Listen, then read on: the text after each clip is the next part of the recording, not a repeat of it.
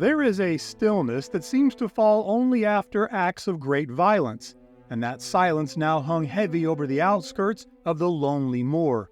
As Sir Erator sheathed his blade, the holy steel hissed against the relentless freezing rain, boiling away stains of black ichor from the last of the undead to fall, their bodies dissolving into an oily sludge beneath his feet. The Paladin of the Morning Lord was not alone. To his left stood Josic, an arcane wizard of Azuth, his breath misting in the unnatural cold. To his right, Soraya, a rogue of Tymora, was wiping down her daggers with a rag that would never be clean again. They were hollow, Josic whispered, the young mage trembling as adrenaline faded. No souls, just husks. There was no thrill of victory in their eyes, only the grim understanding found in veterans of vanquishing such undead. Before them lay the bleak march, a dead valley of withered pines and silence heading south from the black road coming out of the Anarok Desert, a path that stretched out toward a dark silhouette rising on the distant horizon. Deadwinter Keep. This castle of Gothic horror was home and monument to Moricant Vane, a vampiric lord who drank the lifeblood of the innocent like wine to quench an insatiable thirst of irredeemable evil. Erator cast a glance skyward, seeking the comfort of the sun. It was gone. The moment they had crossed into the lonely moor, the light of the day had been strangled by suffocating gray fog. The Paladin knew the Morning Lord would hold little sway here, but there was no time to dwell. The blood moon would rise this evening, and with it, a tithe of the living. The heroes knew all too well the horrors that were to follow. They knew the pattern, first the crimson moon, then the choosing, and finally the feeding. Beneath that cursed crimson light, the village would be a tomb of silence. Inside every hovel and hut, terrified families would huddle in the dark, trembling in their silent cries and prayers, awaiting the curse of the chosen, Moricant's demand for living sacrifice. Unless Erator's blade found its mark this evening, that silence would be broken by the wail of a mother whose child had been chosen as an offering for the vampire's cup. The heroes pressed on. They had come to do more than just interrupt the ritual. They were here to cleanse this forlorn realm. They would forever silence the vampiric lord and his blood moon, or they would die, joining the chorus of the damned. The outer gates of the black stone castle were comprised of 5 inches of cold, wrought iron, reinforced with necromantic spells of warding and malice. They had stood for centuries, yet they would last only seconds against the divine will of the blessed night. The growing storm, lit now only by the crimson moon, was their cover. As thunder shook the realm, the massive iron gates buckled and blew inward, blasted off their hinges by a divine wave of radiant force. Through the smoking breach stepped the will of the Morning Lord, his boots crunching on the debris. The storm above flashed and roared in protest, rain lashing against his battered plate mail, the holy symbol of Lathander around his throat burning hot enough to sizzle against the downpour. In a brief pause from the violence of the storm, a new sound filled the air, drifting down from a castle spire. Not the roar of a monster, but the terrified rhythmic sobbing of a mortal. "The ritual," Josic whispered, his face draining of color as he looked up toward the dark tower. Soraya pointed to the sky. "The blood moon, it's nearly at its zenith. If we don't reach the throne room soon, that soul is doomed." Erator took notice of the red mist gathering around the castle's highest spire. He didn't speak, he simply nodded his acknowledgement, gripping his blade with whitened knuckles as he pressed forward in haste. As the heroes made their way inside the castle walls, they could sense the palpable misery, lingering remnants of souls tortured and sacrificed, each now eternally bound to this accursed place. Sir Erator led his band of righteous champions deeper into the citadel of the impious, dispatching the vampire lord's minions, but knowing that the element of surprise would not be their ally this night. Soraya pulled her dagger from the throat of a vampire spawn, wiping the black ichor on her leathers just as Josic watched his arcane mastery transform the last shadow guard into a pile of bone dust and ash. They had bled to get here, and finally, as the crimson moon reached its apex, the noble company of crusaders stood before the heavy oaken doors of Moricant's inner sanctum. They knew it would end here, or they would end here.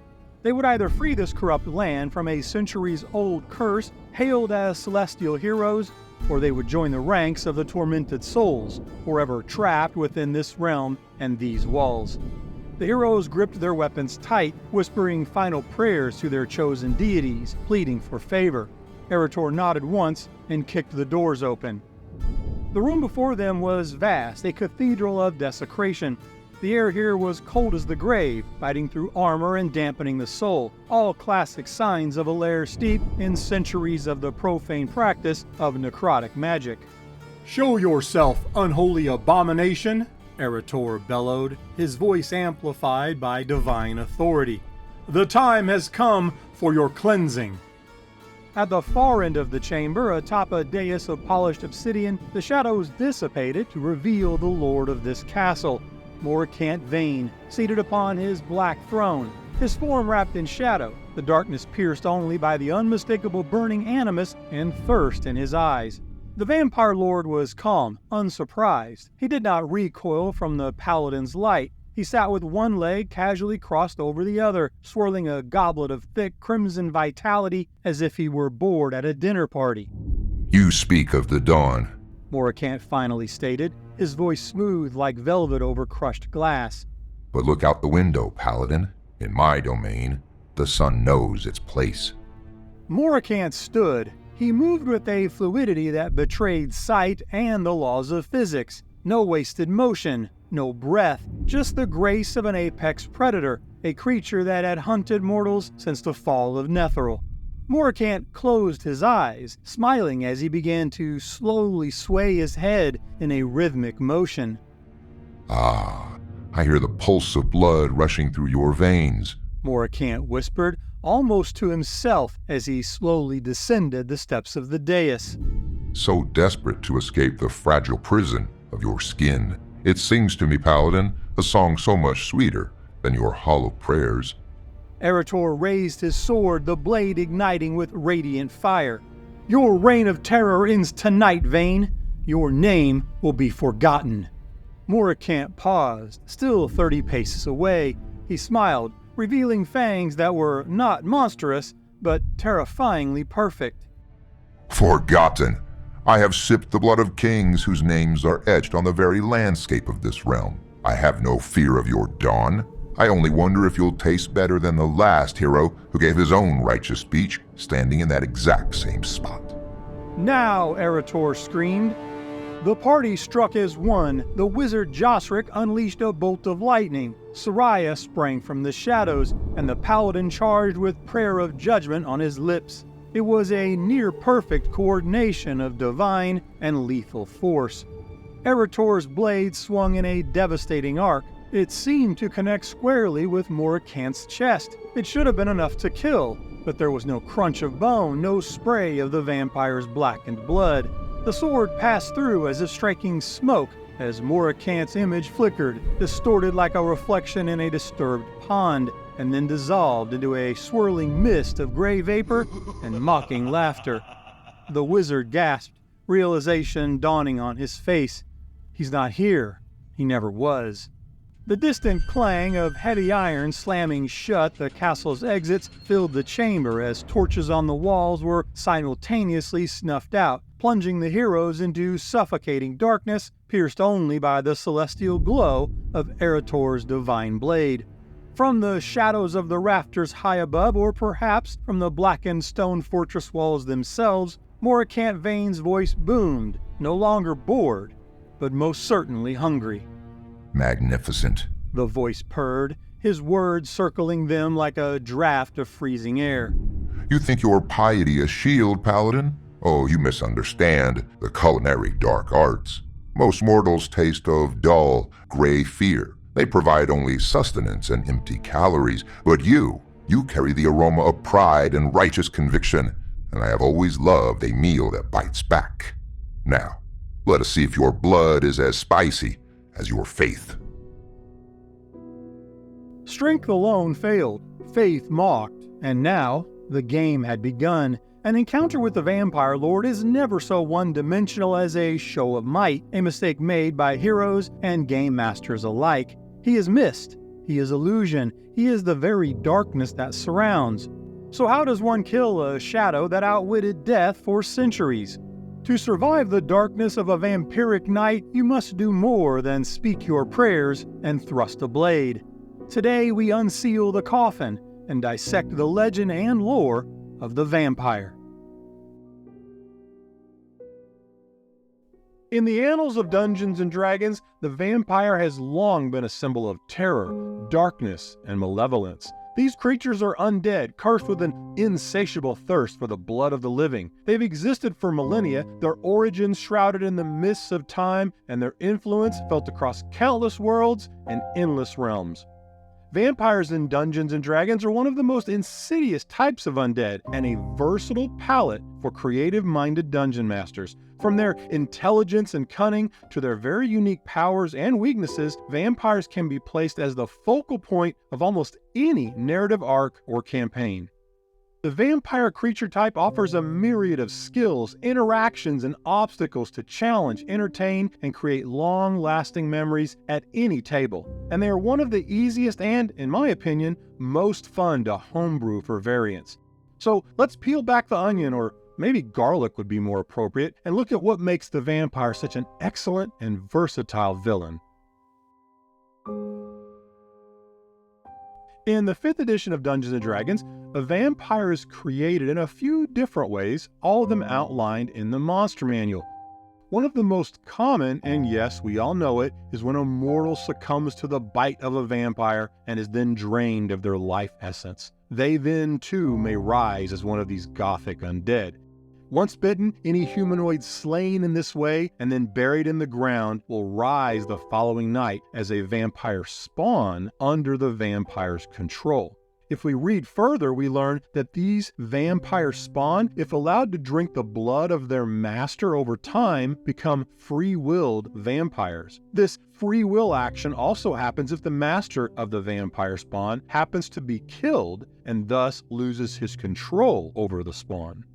Another method, not quite as common, involves powerful magic or dark rituals in which the individual is cursed with vampirism. This latter method is the basis by which the question of how the original vampire came to be. Reading from the great 2nd edition supplement, Van Richten's Guide to Vampires, we learn the following, and I quote, "The gift, or curse, of immortality was not thrust upon Strahd von Zarovich, Lord of Barovia, by another vampire, rather, he stole it from the lips of death," end quote. There are a couple of pages written in this most excellent supplement as a diary entry from a bard named Grigory Kolyan. It's a fun read and I encourage you to check it out if you're interested, but the summary is that the Baron, fueled by a twisted jealousy of his brother Sergei and an obsession with his soon-to-be wife Tatiana, was mortally wounded in a battle on the castle ramparts where Strahd killed an officer, but as I said, was also mortally wounded. As he lay dying, he made a pact with death, and as such, drank the officer's blood, and lo and behold, the first vampire, at least in the Dungeons & Dragons universal canon, was created. I have actually created a number of deeper dive videos dedicated to the Ravenloft setting, Count von Zarovich, and his realm of Barovia that you can check out if interested. Links are below. Either way, vampires in an adventure or campaign setting always bring a little extra caution. Who does a vampire serve? Here again, vampires really show their flexibility, as they can often be their own masters, ruling lands or entire realms. In fact, for an undead that lives for centuries, this will be one of their ultimate goals. At the other end of the spectrum, as a vampire spawn, you're on the lowest rung of the vampire hierarchy. As such, you're a compelled servant of the vampire that killed and thus transformed you. And then in the middle, we have those still young, but now free-willed vampires, who are still climbing the ladder of power and influence. They might serve another more powerful vampire master, or other ever-increasingly powerful sinister masters. Demon princes, archdevils, even liches, but any dark entity of greater power that can grant the vampire the power they crave and the guidance to rule will often subjugate a vampire, using them as agents of chaos, destruction, and death.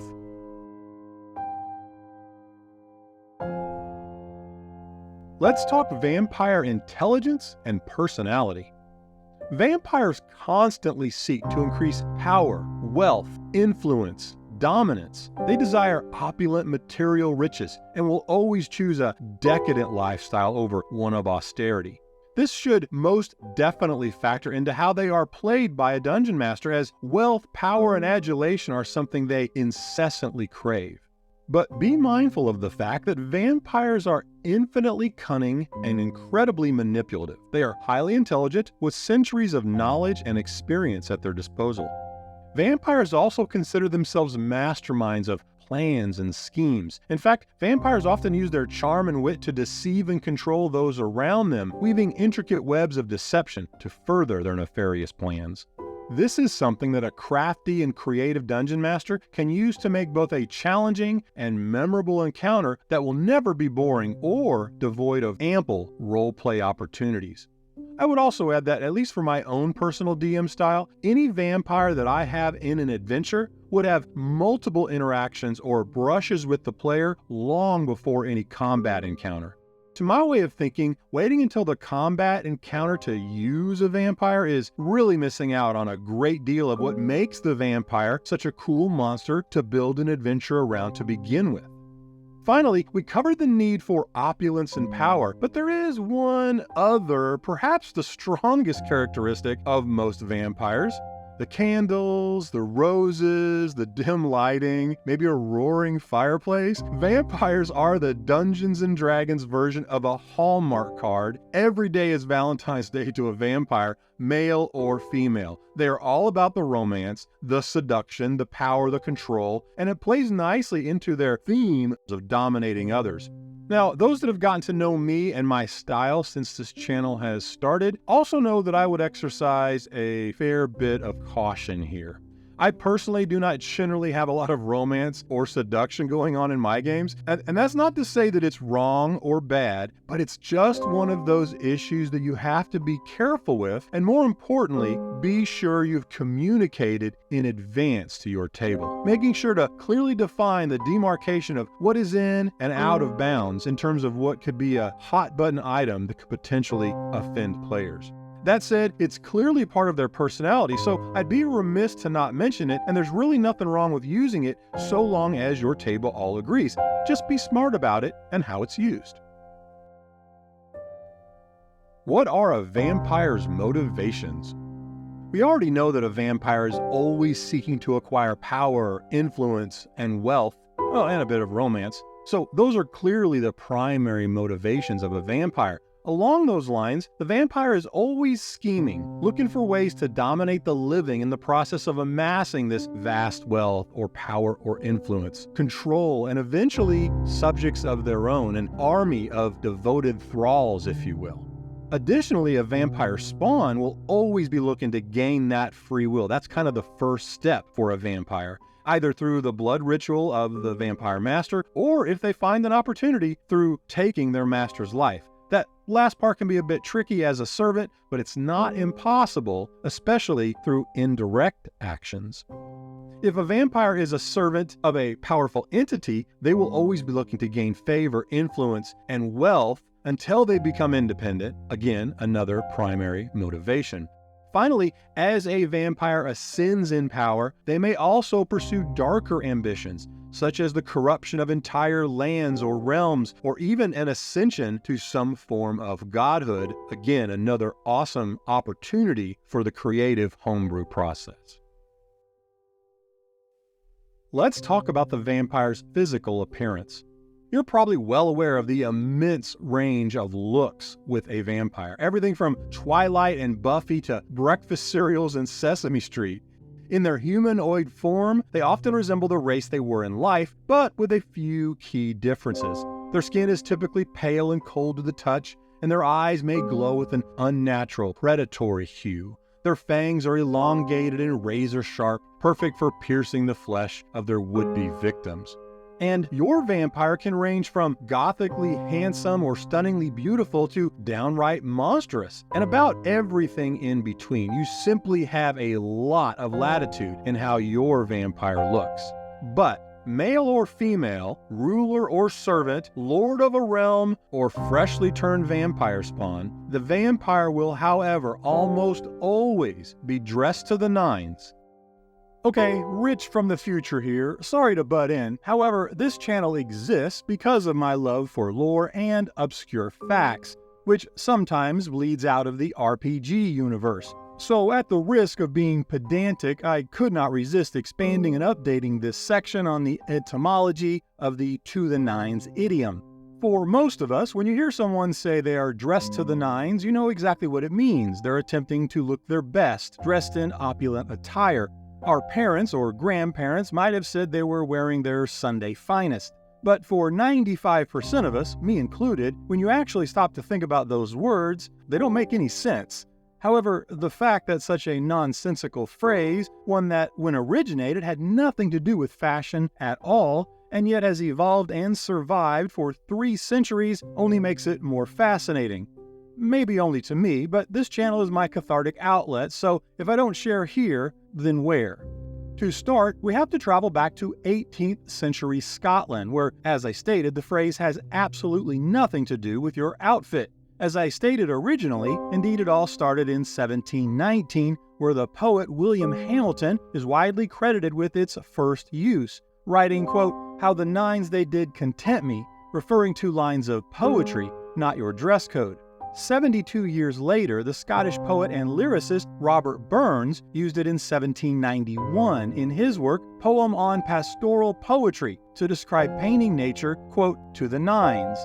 This idiom didn't find itself associated with the concept of fashion for another 68 years, making the phrase 140 years old when it first entered the dictionaries in 1859. So where did those 18th century poets derive the nines in the first place? This is where historians can only offer speculation. Some posit that an Old English phrase called to the eyne, meaning to the eyes or pleasing to look at, became slurred over many centuries, with the N being moved from the first word to the second, turning then eyne into the nines. If you don't buy that, there are others who subscribe to the maxed out theory. 9 is the highest single-digit number, the numerical ceiling before you roll over to 10. And yet other theories offer that perhaps it's about the 9 muses of Greek mythology, or the old-school 9th degree of kinship. However, we definitely know what it's not. A debunked theory believed by some derives the genesis from a good suit requiring 9 yards of fabric, or the whole 9 yards. Actual suit tailors will tell you a full 3-piece suit takes maybe 5 yards, tops. But hey, if you think to the nines is nothing more than boomer speak, go ahead and say your outfit has serious drip, your new sneakers are fire, or that jacket is bougie. Just know that you aren't inventing, they're just another form of modern slang. Give it 50 years, and they'll sound just as dusty as Sunday's finest. For me personally, lore is lore, and I love it. Whether we're exploring the castles and coffins of ancient vampire lords, or digging through the cryptic real-world footnotes of 18th century poets. To me, it's all hidden treasure. But we can't stay in this library forever, so book closed. Now back to our regular timeline. How to best use a vampire at your table. Vampires make for excellent villains, or even powerful, enigmatic allies in the right scenario. They can serve as the mastermind behind a campaign's central conflict, or even as the catalyst for the party's adventuring goals, luring the party into a web of deceit and manipulation. And by doing this, they offer a myriad of role-playing interaction opportunities for everyone at your table. Their intelligence and cunning make them formidable adversaries, requiring the players to really think tactically and being creative when trying to overcome a vampire. Also keep in mind that a vampire will rarely engage in upfront combat right out of the gate. Make no mistake, they're lethal opponents, especially for their challenge rating. But remember, their whole motivation is to gain ever-increasing power. They consider themselves lords and kings, or at least would-be lords and kings, and most lords and kings let their minions and thralls do the fighting for them whenever possible.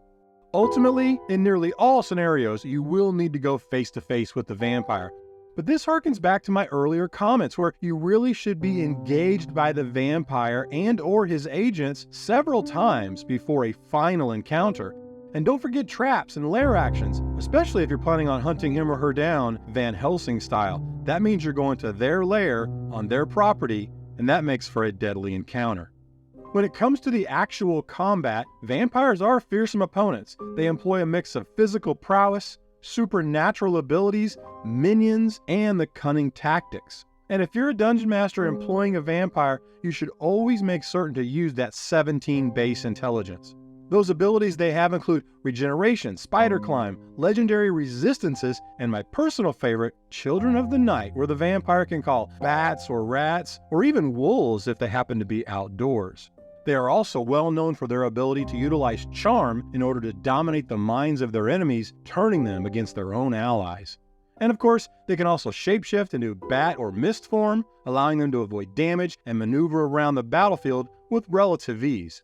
Vampires also get 3 legendary actions where they can move, strike, or bite. Rather mundane, but for a CR 13 to even have legendary abilities is pretty rare. And we have not even touched upon the homebrew that you can do with a vampire prince or a vampire lord. We're going to touch on those momentarily, but first, we have to talk about the vampire's lair. A vampire's lair should always be a place of darkness and dread. It might be a castle, a remote crypt, or an ancient tomb, but within its walls, the vampire surrounds itself with its minions and thralls that are available, as well as deadly traps and any dark enchantments to protect its place of rest. You can certainly be creative here, but try and remember that the key with any associated lair will be the vampire's ability to acquire the aforementioned wealth, power, and influence. So even a vampire spawn won't be living in a mud hut, a treehouse, or some savage cave. Vampire lairs are a creative DM's playground, and to illustrate this, I have some homebrew lairs and lair actions to share at the end of this episode. You don't want to miss these. Stepping away from the official 5e material for just a moment, I wanted to at least mention a great resource you creative types can really tap into for official vampire variant inspiration in terms of backstory, lore, and even creature mechanics that have all been created over the years in past editions of the game. I'm talking about the incredible book series, the Van Richten's line of supplements from the 2nd edition, what was, in my opinion, the golden age of Dungeons & Dragons creativity, and not just for the vampire. If you've never looked into these books, they're among the best official publications ever put out by TSR or WotC. And I'm talking the whole series, not just vampires. They are a treatise on fiends, ghosts, lycanthropy, liches, shadow fae, the ancient dead, and of course, Ravenloft and the vampire in specific.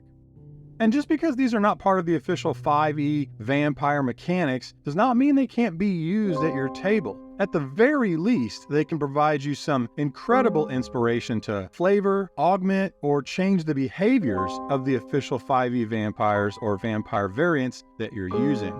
Or, as I love to do, they can be used as an actual foundation for your own custom homebrew creations. Yes, some tweaking and conversion will be necessary to make it properly tuned, but I actually find that process to be enjoyable, and the payoff is well worth it to have some fresh, new, and exciting creatures for my players to discover. It occurred to me as I was preparing for this video that I might have committed a sin of omission in past videos by not clearly stating how much of my own homebrew creations draw heavily from past versions of Dungeons & Dragons, namely the 2nd and 3rd editions of the game. Some of this amazing older stuff that is, by almost any measure, simply much better and certainly far deeper than what we currently have today. It does take a little work, but if you have fun with it like I do, I think you'll agree they're definitely worth the read. Okay, my favorite part of these lore videos, I've created 3 custom lairs and some associated lair actions for a vampire lord, somewhere around challenge rating 16, but you should adjust to your table and your chosen vampire variant. Before we start, I wanted to give you a little peek behind the curtain. With every video, I end up creating way more than I can cram into a single video, and it's always hard to choose. For example, I created 12 lairs and lair actions for this video alone, and then I agonized for far too long deciding which ones I actually want to share in the limited time that I have with each video. But the good news is, because I don't want to waste it for my awesome patrons, is that I'll be packing all this homebrew that I don't use in the videos along with the HD art from these videos and making that available to my patrons each month. If you think that's something you might be interested in or just want to help me grow the channel, check out my Patreon link below. You can join absolutely free. First up, this is probably one of my all-time favorite custom lairs that I created. I've used this one extensively and really love it. I used it last not as a vampire lair, but a homebrew monster. She was called the Herald of Discord, but it will work just as well, heck, maybe better for a vampire. This vampire's lair is a once grand opera house, now left in disrepair and haunted by the specters of the performers who died within its very walls. For the Lair action, I again ran this with my Herald of Discord, but for my campaign I had some of the spirits of the opera house playing in the orchestral pit, and I had created 12 different songs with some really kind of fun gothic-y names, and each one created a different regional type effect or lair action. I pulled a couple from my campaign just to share with you today. One of them was called Orchestral Overload. The music hall emits a powerful and overwhelming wall of sound that causes disorientation and physical harm. My lair action had them taking 2d6 thunder damage. You're not limited here to my thunder damage. You could make the sound so powerful that it knocks the PCs prone or causes deafness, whatever best suits your encounter. The second one that I pulled from my campaign was called the Echoes of Emotion. The echoes of the music hall evoke strong emotions in those who hear them, causing them to lash out in anger or weep in sorrow. Take 2d6 psychic damage. Maybe instead of physical damage, you're distracted by strong thoughts of sorrow, putting you at disadvantage, or stunning you as you're trapped in your own memories of some extreme loss. One of the things I love about music is that it's such a powerful lair action tableau by which you can create. For number 2, if you watched the Mummy Lord video, you know that I love me a good observatory lair, but I didn't actually provide you one in that video, so let me fix that right now. The Vampire's Lair is an ancient observatory atop a remote mountain peak where the vampire is studying the stars and celestial bodies in an attempt to uncover arcane secrets. I have 2 fun lair actions for use with this observatory. The first that I created is called Cosmic Whispers. The observatory echoes the whispers of distant stars and celestial beings, causing confusion and disorientation among the party. Each creature within 60 feet of the observatory must make a DC 15 Wisdom saving throw or have disadvantage on attacks rolls and ability checks for 1 minute. The second one, Comet's Grand Descent. The lair action would be used more as a regional effect as the party nears the observatory, but as a lair action, the vampire, while in the observatory, and the party is within a perimeter that makes sense for your campaign map, so that's really up to the DM, but let's say within half a mile, can summon a small comet to come crash down on the party in a 20-foot radius. Each creature within that 20-foot radius of impact must make a DC 15 dexterity saving throw, or they'll take, I had mine at 4d6 bludgeoning and then 2d6 fire damage, but of course you can alter that as you see fit. For me though, I would recommend here that after the first comet strike, that all party members would then roll at advantage, as they'll now be looking for these comets coming down. And finally tonight, I've already given you 2 higher end lairs really designed for a vampire lord. But what if you have a younger vampire? A vampire that's a servant of some higher evil power. But while you don't want him to be in a simple crypt, he or she maybe hasn't yet acquired the power and influence for an observatory or an opera house or a castle. How about saying that higher power has set up your vampire with an estate, a manor, something nice, but that's not too opulent, at least not yet. Maybe it's even on another plane. Yes, an ethereal estate that exists partially on the ethereal plane, making it difficult to locate and access. This gives the Dungeon Master some wiggle room and some control on how and when this lair encounter will take place. The manor could be filled with ghostly servants, maybe some spectral beasts, and its halls are shrouded in an eerie fog. For the lair action, I created a set of 3 silver gothic floor mirrors. As a lair action, the vampire could summon or create these 3 spectral floor mirrors. They could be placed anywhere he or she chooses within the chamber, and each mirror can perform a different but single lair action, and each action is a one-time use. So that means the vampire has a total of 3 lair actions, and that's for the duration of the encounter. This is something less than a vampire lord, so we have to rein in the power just a bit. Also, the vampire's first lair action is used to summon the mirrors in the first place.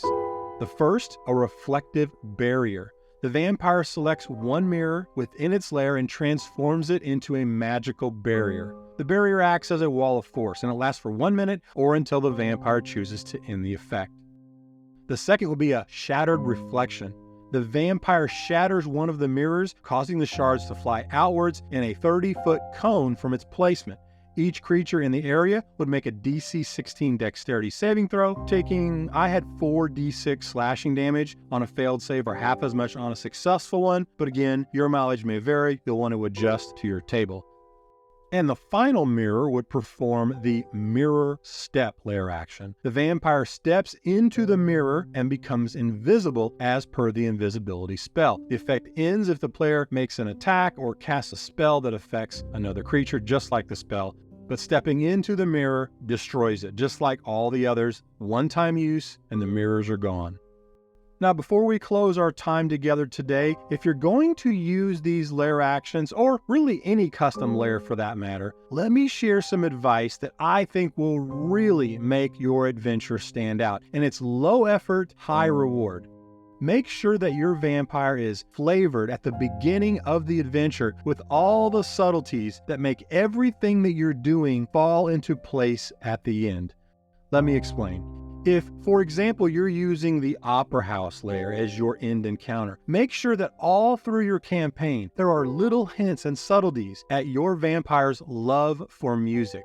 Finding old records or sheet music in their travels, musical instruments, maybe the vampire's backstory is that he was famously involved in music somehow.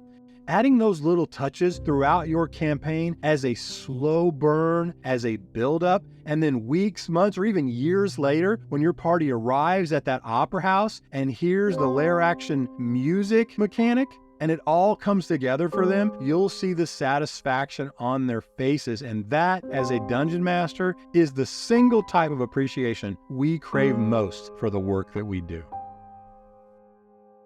The Vampire, a flexible, dark villain that can find a place in almost any campaign, from a sinister ruler of a realm to end a campaign, or a servant to some larger in-game finale. And if you want more specific vampire lore, be sure to check out my full Ravenloft series, links are below. If you were entertained and or learned something new today, maybe consider showing your support with a like, subscribe, or buy me a coffee tip, links are below. Thank you to my Patreon and YouTube channel members whose support make these videos possible.